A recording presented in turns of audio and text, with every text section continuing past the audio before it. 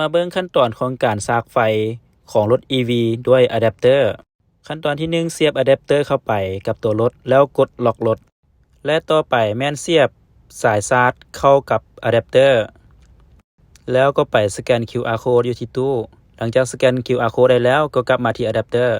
กดปุ่ม Power อยู่ที่อะแดปเตอร์เพื่อเปิดสวิตช์ On หลังจากนั้นก็กดเริ่มสร้างอยู่ที่แอปของมือถือ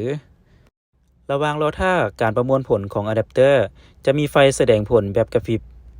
เราต้องรอท่าจนไฟกระพริบหยุดจึ้งคือแบบนี้เราจะแสดงว่าไฟเข้าแล้วและเราก็เช็คอยู่ที่แอปมือถือเช็คอยู่ที่ตู้หรือว่าไปเช็คที่หน้าจอรถเพื่อให้มั่นใจว่าเราสร้างไฟสำเร็จซึ่งวิธีนี้แม่นใช้ในเวลาที่จำเป็นเส้นหัวสร้างที่วิธีมีการใช้หลายๆเครื่องพร้อมกันแต่หัวสร้าง CCS ยังว่างอยู่หรือเวลาไปต่างประเทศที่ประเทศเพื่อนบ้านเขามีแต่ CCS2